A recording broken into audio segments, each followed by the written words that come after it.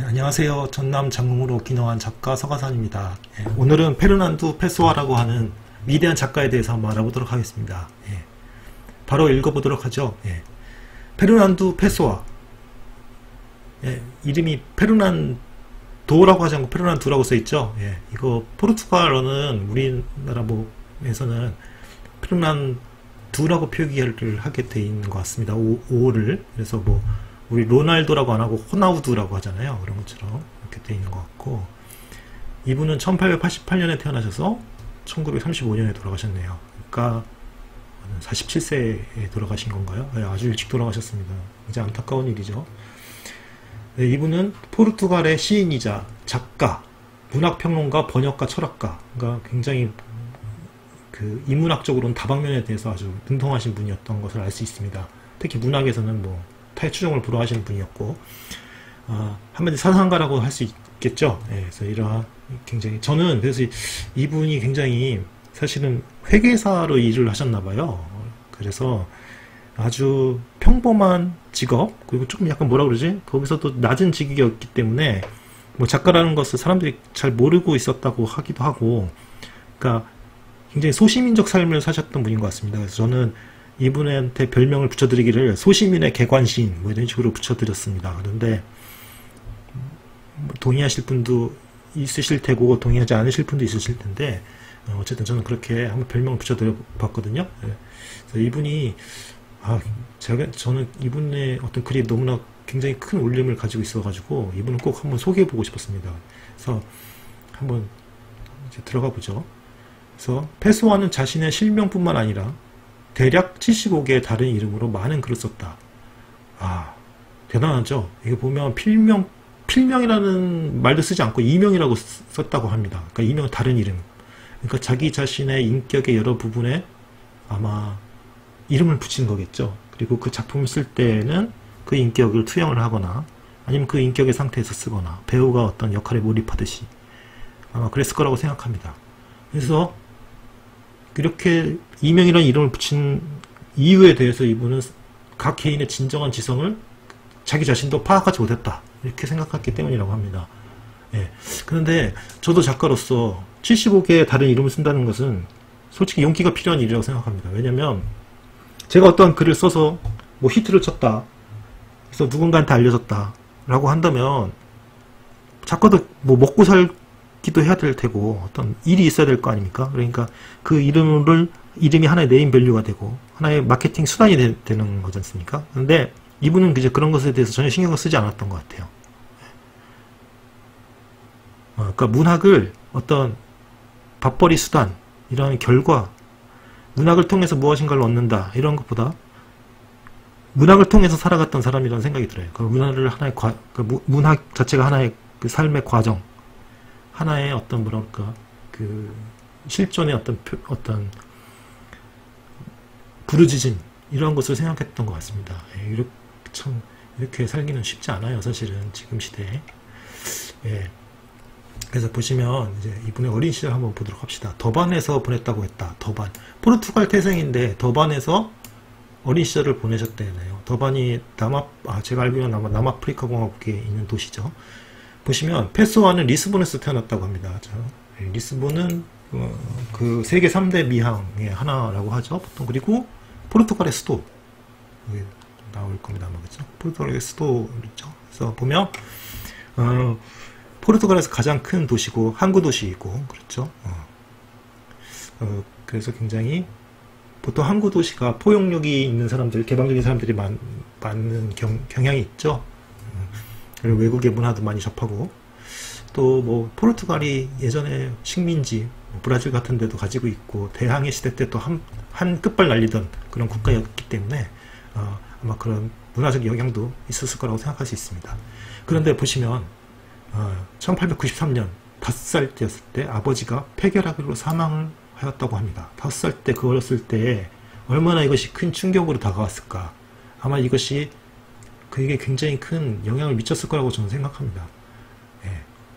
그리고 이듬해에는 1살이었던, 그러니까 6살 때 페소아가 남동생 조지가 사망을 하였으니까 또 얼마나 슬프겠습니까? 그렇지 않습니까? 저도 남동생이 있는데, 만약에 6살 때 제 남동생이 뭐 이런 일을 겪는다? 뭐 굉장한 트라우마가 될 것 같아요. 실제로 그 오스트리아 작곡가 말러라는 작곡가가 있어요. 그 작곡가는 자기 어렸을 때 자기 동생의 죽음이 뭐 굉장히 뭐 뼈에 사무쳐가지고 나중에 그 곡에다가 어떤 그런 감상도 넣고 그랬었죠. 예. 그래서 어쨌든 5살 때 어머니 마리아 막달레나가 두 번째 결혼을 한 이유, 양아버지와 함께 살기 위해서 남아프리카로 향했다. 그러니까 양아버지는 남아프리카에서 근무를 하시던 분이었던 것 같습니다. 그래서 당시 영국의 식민지였던 수도 더반에 주재하는 포르투갈 영사였다. 포르투갈 사람입니다. 그렇지만 영국의 식민지였던 수도 더반에서 근무를 한 거죠. 그러니까 이 사람은 포르투갈 사람이지만 영어를 쓸 수밖에 없는 환경, 주변 사람들이 또 영국인으로 되어 있는 서클 같은 것과 접촉이 많았을 거라고 예상할 수가 있겠죠. 그래서 이 페소아가 나중에 이 어렸을 때의 일을 회상하는 게 나와 있습니다. 보면 나와 있네요. 어렸을 적 일 중 나의 방향을 바꿀 수 있을 만큼 명확하고 중요했던 것은 단 하나, 아버지의 죽음이었다. 이것이 엄청난 트라우마가 됐던 거죠. 그렇죠? 네, 이것이 아마 이런 아버지의 부재는 굉장히 인생의 허무감, 어렸을 때부터 이런 걸 겪게 되면 그런 공허감, 이런 거를 가지게 될 가능성이 높아요. 왜냐하면 중심 같은 게 무너지는 건 아니겠습니까? 아버지라는 존재가. 그래서 불안의 책이라고 하는 이분의 책을 보면 굉장히 공허하고 허무주의가 아주 짙게 깔려 있어요. 이제 아마 이런 영향이 아닐까 생각합니다. 그래서 쭉 이제 그러한 이야기들이 좀 나와 있고, 그 다음에 또 다른 일 중 하나 중요한 것은 자기 양아버지가 더반 주재 포르투갈 영사였으니까 더반에서 영국식 교육을 받게 된다. 그런 것이 중요할 것입니다. 그러니까 포르투갈은 라틴에 속하는 문화겠죠. 그렇죠. 그런데 영국식, 앵글로색슨에 대한 좀 이질적인 영국식 교육을 그것도 남아프리카라고 하는 아프리카에서 받는 거예요. 그러니까 이 사람의 어떤 그러한 정체성을 한번 생각해 봅시다. 자기는 포르투갈 태생이에요. 근데 영국의 식민지인 곳에 이방인으로 와 있어요. 포르투갈 출신이라는. 그런데 그 어떤 서클이 있을 텐데 거기에 서클의 중심도 앵글로색슨계가 쥐고 있을 거 아닙니까? 그러니까 얼마나 이 사람의 정체성이 어떤 어렸을 때부터 좀 혼란을 겪겠습니까? 그래서 내면적으로 침잠하게 될 가능성이 좀 많겠죠. 또 그런 성향을 가지고 있는 사람들이라면 더 특히. 그래서 보면 페소아는 어린 시절 아일랜드와 프랑스 소녀들에 의해서 운영되었던, 왜 이건 별로 중요하지 않은 것 같고 어렸을 땐 그랬고, 더반고등학교로 진학하였고 영어에 능숙해지면서 영문학에 대한 인식을 키워나갔다. 그러니까 1899년 20세기가 시작되기 직전에 영국계의 학교로 간 것 같습니다. 그러니까 포르투갈 사람이지만 영어에 대한 이제 감각을 키우기 시작하는데, 당시 뭐 영국이 지금 1899년이면 그래도 아직은 조금 영향력이 식민지에도 많이 가지고 있고 그랬을 때겠죠. 그러니까 그리고 문학은 뭐 1899년이면 뭐 영국 문학은 뭐 최고의 어떤 수준에 도달해 있을 테고, 그러니까 이 얼마나 문화적으로 풍성한 그 문학을 좋아하는 사람으로서 그러한 곳에서 자란 것이 되겠습니까? 그쵸? 네, 대단한 거죠. 그래서 어쨌든 대학 입시 시험에서는 최고의 영어 에세이에 수여되는 빅토리아 여왕 기념상을 받았다. 포르투갈 사람인데 대학 입시 시험에서 영어로, 그것도 영국 여왕이 주는 최고의 영어 에세이상을 받았다.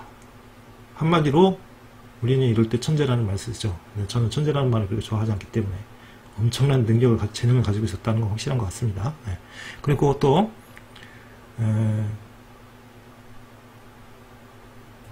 뭐 대학교 때 페소아는 영어 단편을 쓰기 시작했다. 그래서 왜 이명으로 쓰기 시작하는 게 벌써 이때부터 나오기 시작하네요. 그렇죠? 한 16, 17살 때부터. 네. 뭐라 그럴까? 포르투갈에서 영국계 학교에 다니면서 살게 되는 것들, 또 아버지의 부재, 이런 것들이 좀 자기 자신의 내면에 어떤 분열, 자아의 분열 같은 게 좀 있었을지도 모르겠다 이런 생각이 듭니다. 그거를 조화시키면 좋을 텐데 잘 조화되지 않고 그럴 가능성이 높죠. 사춘기이고 그러니까. 그럴 때 의지할 것은 또 문학이고 글쓰기이고 또 그럴 때가 많습니다. 저도 뭐 어떤 정체성이나 위기를 겪을 때마다 글쓰기로 어떨 땐 도피하기도 하고 글쓰기로 치유를 받기도 하고 예, 글쓰기로 어떤 그런 뭐랄까 레버리지라고 하나요? 지렛대 삼아서 글쓰기를 지렛대 삼아서 극복하는 힘으로 삼기도 하고 그랬는데 이분도 그랬던 게 아닐까 싶습니다. 또 어쨌든 그런 얘기가 쭉 나와 있고요.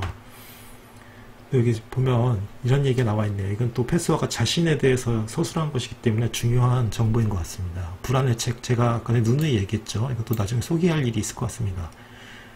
그래서 이제 페소아가 자기 자신을 이제 그라고 지칭하면서 조금 객관적인 시선을 보는 것 같습니다. 그는 지켜야 할 의무라고는 없는 사람이었다. 지켜야 할 의무가 없었다. 어떤 내재된 도덕률 이런 거 강요되는 것들이 없었다는 이야기겠죠. 그리고 스스로도 그런 것을 설정하지 않는 사람이었다는 거겠죠. 이런 사람들의 특징은 뭐겠습니까? 예를 들어서 어렸을 때부터 종교가 있는 사람이다. 이러면은 종교적 의무에 둘러싸여서 사는 거죠. 하지만 지켜야 할 의무라고는 없는 사람이다. 이런 사람들이 실존적인 고뇌, 외로움 이런 것을 굉장히 많이 느낄 가능성이 높죠. 그래서 어렸을 때부터 혼자 자랐다. 그렇죠. 보니까 자기 동생도 어렸을 때 죽었고 그러니까 굉장히 뭐라 그럴까 내성적이고 고독하고 아주 그러한 사람이었던 걸 알 수 있습니다. 사색적이고 이러겠죠. 어느 집단에도 속해본 적이 없었다. 예, 참 이게 어느 집단에도 속해본 적이 없었다. 이게 참 어떻게 보면 아주 절절한 이야기예요. 여러분들 저도 어떤 집단에도 속해본 적이 없었다라고까지 말할 수는 없지만 어떠한 집단에 들어가도 적응하지 못하고 부딪히고 조금 이렇게 충돌하다가 뭐 나오거나 문제를 일으키거나 그런 적이 있었습니다. 뭐 군대에 가서도 뭐 잘 적응 못했고 뭐 직장 생활도 잘 적응 못하고 뭐 그런 사람이었는데 왜냐하면 소속감 같은 것들이 좀 부재하기 때문이에요. 그러니까 뭐냐면 하고 싶은 것을 하고 싶다 이런 것보다도 하기 싫은 건 절대로 하기 싫어하는 그러한 자유로운 사람들의 특징 그런 게 있지 않습니까? 그러니까 어떤 집단에 가도 뭐 이렇게 잘 적응도 못하고 그러는 거죠. 그리고 뭐 어떤 윗사람이 말하는 거 잘 따르고 그래야 되는데 그렇지도 않고 그렇죠. 특히 우리나라처럼 유기적 질서를 유기적 질서를 존중하는 사회에서는 항상 그 소속감이 중요하지 않습니까? 어느 집단에 소속돼 있다라고 한 데서 안정감을 느끼잖아요. 근데 그렇지 않은 사람들도 있어요. 그렇죠. 자유로운 사람들은 어떤 집단에도 속하고 싶지 않아 하거든요. 예. 그래서 그런 면에서 페소아가 굉장히 그런 기질을 가졌다 이런 것을 알 수 있습니다. 그래서 어떤 단체의 일원도 된 적이 없었고, 그러니까 회의주의자입니다. 회의주의자. 그러니까 이러한 사람들은 다른 사람들한테 굉장히 지탄을 받아요. 너는 왜 그렇게 사느냐? 그런 식으로겠죠. 그러니까 얼마나 고통을 당했을지 알 수 있죠. 이럴 때 정말 굉장히 어떤 뭐라 그럴까요? 자의식이 강한 사람들은 이러한 것에서 굉장히 큰 의문을 품고 그것을 또 어떤 뭐라 그러죠? 글쓰기의 소재로 삼고 주제로 삼고 그런 경우가 많죠. 어쨌든 그가 인생에서 맞닥뜨린 우연한 상황들은 희한하게도 무기력과 고립된 본능의 형상을 따라 본능의 모양대로 잘 맞아떨어졌던 것이다. 그러니까 자신의 성향 자체가, 그러니까 자신의 본능의 모양이 형성되어 있는 그대로 환경도 그것에 맞춰서 따라오는 것처럼 우연하게도 그렇게 느껴질 정도였다는 거죠. 그러니까 태어난 것 자체가 내성적이고 사색적인데 환경도 아버지 돌아가시고 뭐 영국계 학교에서 포르투갈인의 이방인으로서 또 살아야 되는 그러한 것을 이제 그러한 것을 이제 이야기하는 것 같습니다. 이거는 또 다른 사람이 페소아에 대해서 얘기한 것 같아요. 보면 뭐 이런 얘기들이 나와 있죠. 뭐 내내 그에 대해서 감탄뿐이었다. 조숙했으니까 그렇겠죠. 몇 살이었는지 모르지만 아마 15, 16살쯤에 뭐 영어로 에세이 쓰고 뭐 자기 언어도 아닌데 뭐 그냥 외국어로 막 쓰고 그냥 그래도 막 상 받고 그런 거 보면 대단한 걸 알 수 있죠. 그렇죠? 그래서 감탄을 불러일으켰다는 걸 알 수 있습니다. 그런데 보십시오. 외모를 설명하는 부분에서는 창백하고 말랐으면 어딘가 결함이 있어 보였다. 왜소한 보면 딱 좀 체구가 좀 왜소한 것 같습니다. 근데 얼굴은 굉장히 조숙해 보이죠. 뭔가 굉장히 총명하고 여기 아래도 있지만 눈에 잘생겼습니다. 보면 그죠? 이렇게 막 총기가 다 있어요. 그죠? 몸집이 작았고 늘 구부정하게 서 있었다. 보통 책 좋아하고 뭐 산책 좋아하고 이런 사람들은 막 이렇게 아래 보고 이렇게 구부정하게 걸어다니고 그러죠. 기이한 자세로 걸었으며 시력이 나쁜 탓에 그죠? 책 많이 읽고 있는 게 시력이 굉장히 나빴겠죠. 눈도 어쩐지 기이하게 보였고 그렇죠. 왜냐하면 초점이 잘 맞지 않고 보통 이렇게 시선을 먼 곳에 두면 전혀 보이지 않으니까 가까운 데 두겠죠. 근시니까 그렇죠. 그러니까 어떻게 되겠습니까? 늘 뭐라고 하죠? 어디를 보고 있는지 잘 모르겠고 그러한 인상이겠죠.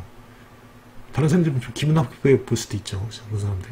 눈꺼풀은 눈 위로 지나가는 듯 했다. 무슨 말인지 모르겠습니다. 항상 눈을 이렇게 개슴츠레게 하고 있어서 그 눈꺼풀이 이렇게 뭐라고 해야 되나? 눈 위에 껍질처럼 이렇게 구름처럼 떠다닌다. 뭐 이러한 표현인 것 같습니다. 무슨 말인지 잘 모르겠어요. 또 어쨌든 어렸을 때부터 영어를 배운 게 아니었는데도 빠르게 익혀서 대단한 성과를 보였다. 주위로부터 똑똑하다는 평을 들었다. 보통 그렇죠. 조숙하고 똘똘하다 이런 거. 그래서 나이에 비해서 깊고 넓게 생각했다. 그렇겠죠. 그러니까 대단한 문학가가 됐겠죠. 그리고 또 대부분의 특수한 불리함이 준 여러 가지 부담 이런 것들은 뭐 굉장히 사색적이고 그런데 주위 사람들은 예를 들어서 뭐 16살, 15살 때면 솔직히 저도 뭐 애들하고 노느라 정신없었지 뭐 책 읽고 그러지 않잖아요. 뭐 그런 책 읽는 분들도 많지만 있겠지만 뭐 딱지치기 하고 뭐 애들하고 무슨 옛날에 저는 뭐 그 교과서 위에다가 동전을 올려놓고 뻑치기라고 그래가지고 그런 거 하고 그랬는데 쉬는 시간에 서태지와 아이들 틀어놓고 그랬는데 얘는 아마 굉장히 심도 높은 그런 이야기를 했겠죠. 뭐 영국의 시인에 대한 이야기라든지 이런 거. 어쨌든 그랬고 그는 체력을 기르는 스포츠는 하지 않았으며 여가 시간엔 책을 읽는 것 같았다. 그렇죠. 활동적인 그런 스타일이 아닌 것 같아요. 예를 들어서 해밍웨이 같은 사람은 사냥도 좋아하고 낚시도 좋아하고 그랬다는데 활동적이잖아요. 그런 남성적이고 근데 그러한 스타일은 아니었던 것 같습니다. 그래서 우리는 그가 너무 열심히 공부하고 있어서 몸이 상할지도 모른다고 생각했다. 굉장히 어렸을 때부터 책을 책을 파는 걸 좋아하고 이런 사람이었던 것 같아요. 그리고 17살이 된 때에 리스본으로 돌아갔다고 합니다. 17살 때 돌아갔네. 어떤 인생이 또 펼쳐질까 궁금하네요. 그쵸? 그 영국식 교육을 받고 여기 와서 어떻게 됐을까? 그죠? 그 다음의 이야기는 내일 하는 게 좋겠습니다. 지금 시간이 한 20분 정도 된 것 같아서 이거 다 하려면 아마 시간이 오래 걸리니까 내일 하기로 하고 그리고 지금 어머니랑 맥주 마셔야 되거든요. 그러니까 오늘 여기까지 하고 내일 이제 페소아의 성인 시절에 대해서 한번 보도록 하겠습니다. 기대해 주십시오. 좋아요와 구독 눌러주시고요. 감사합니다.